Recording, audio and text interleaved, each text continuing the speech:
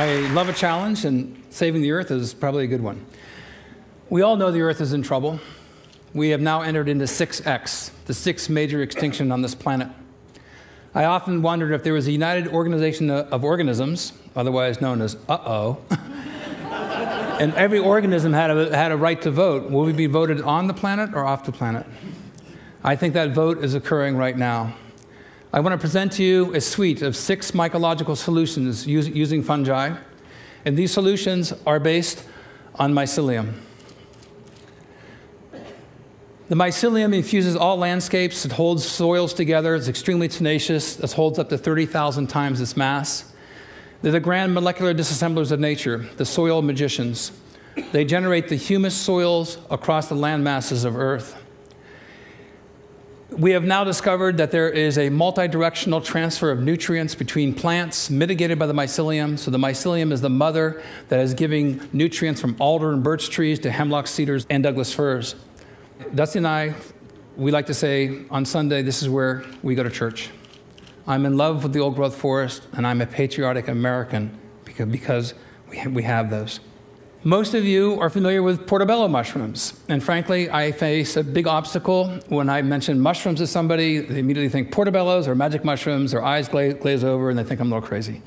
So I hope to pierce that prejudice forever with this group. We call it mycophobia, the irrational fear of the unknown when it comes to fungi. Mushrooms are very fast in their growth, day 21, day 23, day 25.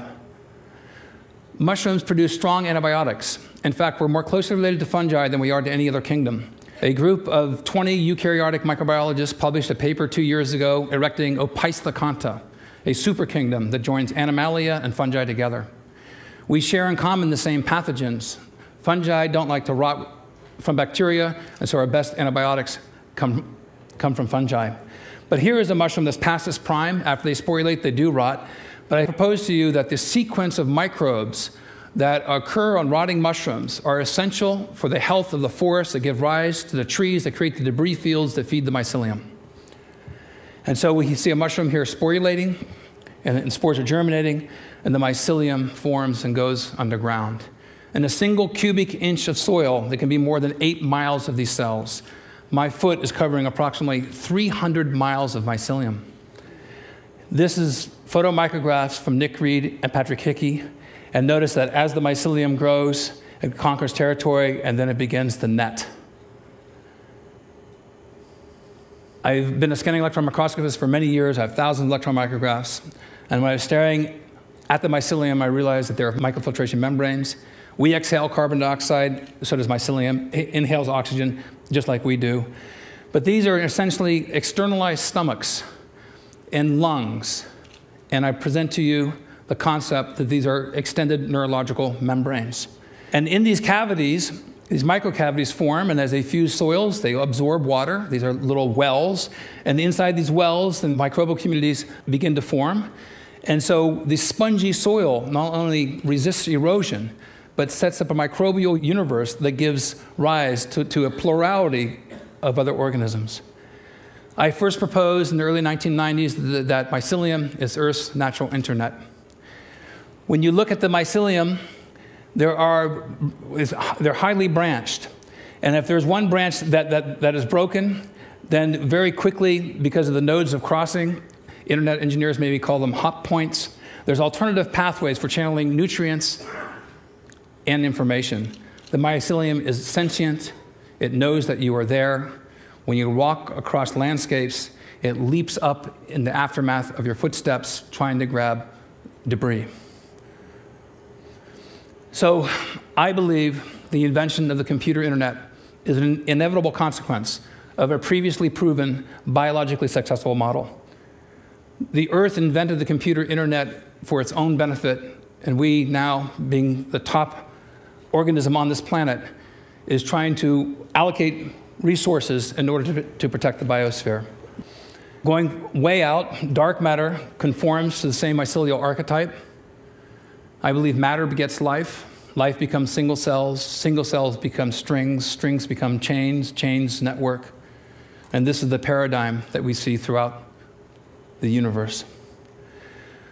Most of you may not know that fungi were the first organisms to come to land. They came to land 1.3 billion years ago, and plants followed several hundred million years later. How is that possible?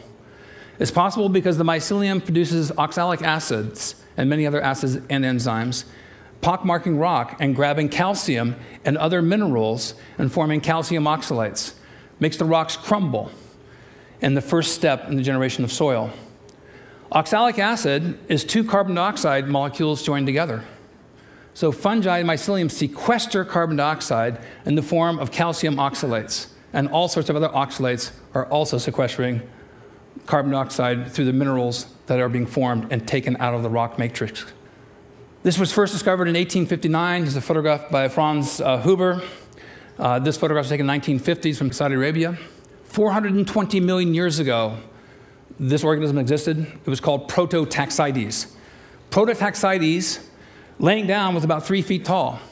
The tallest plants on Earth at that time were less than 2 feet.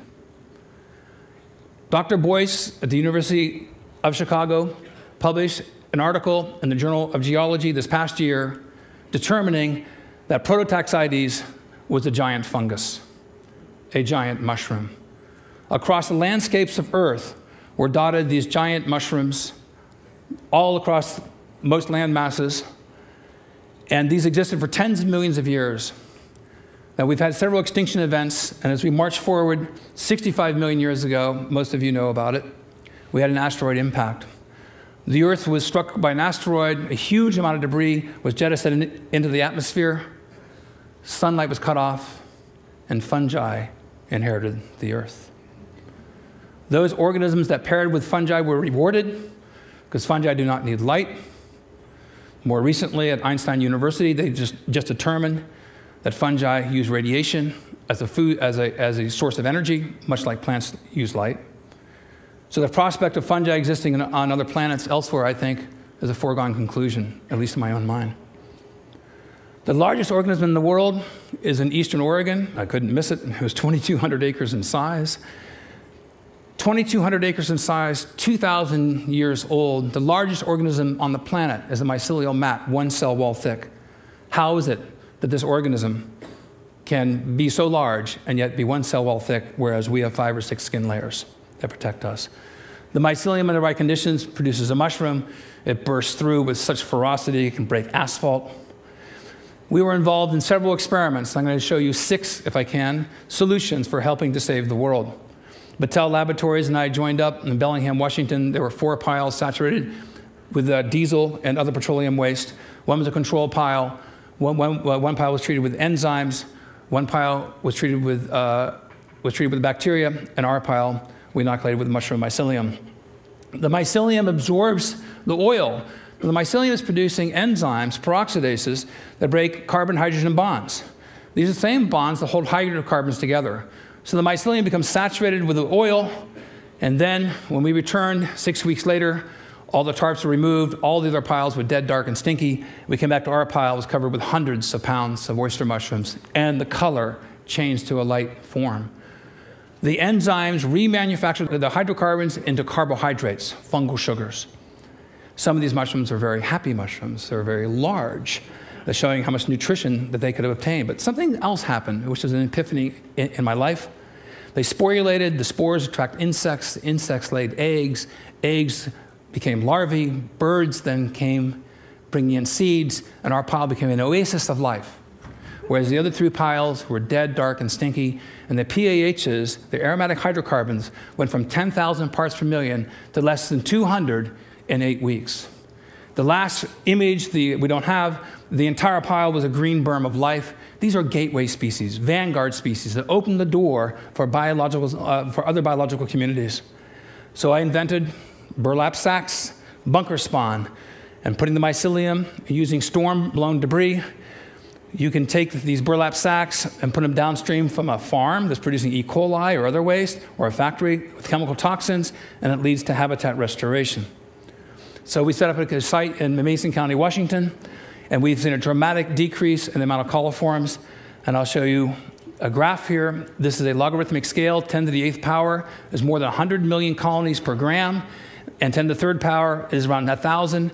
In 48 hours to 72 hours, these three mushroom species reduce the amount of coliform bacteria 10,000 times. Think of the implications. This is a space-conservative method that uses storm debris, and we can be guaranteed that we'll have storms every year. So this one mushroom in particular has drawn our interest over time. This is my wife, Dusty, with a mushroom called Fomitopsis officinalis, agarikon. It's a mushroom exclusive to the old-growth forest. The Dioscorides first described in 65 AD as a treatment against consumption. This mushroom grows in Washington State, Oregon, Northern California, British Columbia, now thought to be extinct in Europe. It may not seem that large. Let's get closer. This is an extremely rare fungus. Our team, and we have a team of experts that go out, we went out 20 times in the old-growth forest last year. We found one sample to be able to get into culture. Preserving the genome of these fungi in the old-growth forest, I think, is absolutely critical for human health. I've been involved with the U.S. Defense Department BioShield program. We submitted over 300 samples of mushrooms that we boiled in hot water in mycelium, harvesting these extracellular metabolites. And a few years ago, we received these results. We have 3 different strains of agarikon mushrooms that were highly active against pox viruses. Dr. Earl Kern, who's a smallpox expert of the U.S. Defense Department, states that any compounds that have a selectivity index of 2 or more are active, 10 or greater are considered to be very active. Our mushroom strains were in the highly active range. There's a vetted press release that you can read that's vetted by DOD if you Google Stamets and smallpox, or you can go to npr.org and listen to a live interview. So encouraged by this, naturally we went to flu viruses. And so for the first time, I'm showing this. We have 3 different strains of agarikon mushrooms, highly active against flu viruses. Here's the selectivity index numbers. Against pox, you saw 10s and 20s. Now, against flu viruses, compared to the ribavirin controls, we are having extraordinarily high activity. And we're using a natural extract within the same dosage window as a pure pharmaceutical. We tried against flu A viruses, H1N1, H3N2, as well as flu B viruses. So then we tried a blend, and in a blend combination, we tried it against H5N1, and we got greater than 1,000 selectivity index. I then think that we can make the argument that we should save the old-growth forest as a matter of national defense.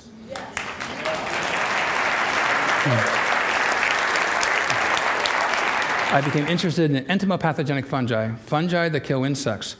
Our house is being destroyed by carpenter ants. So I went to the EPA homepage, and they were recommending studies with metarhizium species, a group of fungi that kill carpenter ants, as well as termites.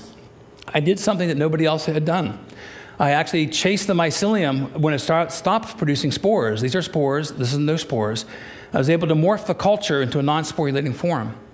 And so the industry has spent over $100 million specifically on bait stations to prevent termites from eating your house.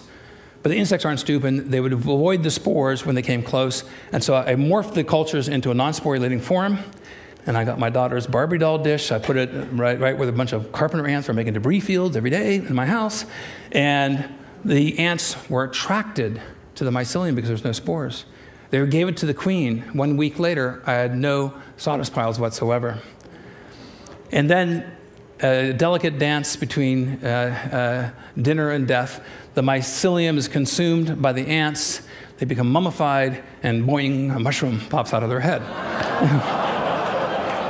Now, after sporulation, the spores repel, so the house is no longer suitable for invasion. So you have a near-permanent solution for reinvasion of termites. And so my house came down. I received my first patent against carpenter ants, termites, and fire ants. Then we tried extracts, and lo and behold, we can steer insects to different directions. This has huge implications. I then received my second patent, and this is a big one. It's been called an Alexander Graham Bell patent because it covers over 200,000 species. This is the most disruptive technology, I've been told by executives of the pesticide industry, that they have ever witnessed. This could totally revamp the pesticide industries throughout the world. You could fly 100 PhD students under the umbrella of this concept, because my supposition is that entomopathogenic fungi, prior to sporulation, attract the very insects that are otherwise repelled by those spores. And so I came up with a life box, because I needed a delivery system. The life box, you could be getting a DVD of the TED conference, You add soil, you add water, you have mycorrhizal and endophytic fungi, as well as spores like of the agarikon mushroom. The seeds then are mothered by this mycelium, and then you put tree seeds in here, and then you end up growing potentially an old-growth forest from a cardboard box. I want to reinvent the delivery system and the use of cardboard around the world so they become ecological footprints. If there's a YouTube-like site that you could put up, you can make it interactive, zip code specific, where people could join together, and through satellite imaging systems, through virtual Earth or Google Earth, you could confirm carbon credits are being sequestered by the trees that are coming through life boxes. You could take a cardboard box delivering shoes, you could add water. I developed this for DARPA, for the refugee community, corns, beans, and squash and onions. I took several containers. My wife said if I could do this, anybody could. And I ended up growing a seed garden. And you harvested the seeds.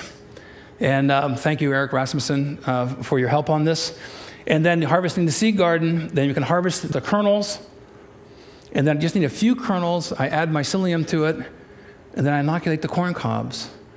Now, 3 corn cobs, no other grain, lots of mushrooms begin to form, too many withdrawals from the carbon bank. And so this population will be shut down. But watch what happens here.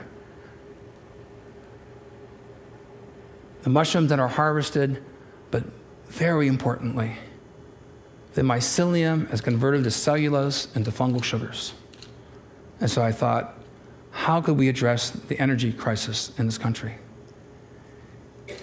And we came up with ethanol. Generating ethanol from cellulose using mycelium as an intermediary, and you gain all the benefits that I've described to you already. But to go from cellulose to ethanol is ecologically unintelligent, and I think that we need to be ecologically intelligent about the generation of fuels so we build the carbon banks on the planet, renew the soils. These are the species that we need to join with. I think engaging mycelium can help save the world. Thank you very much.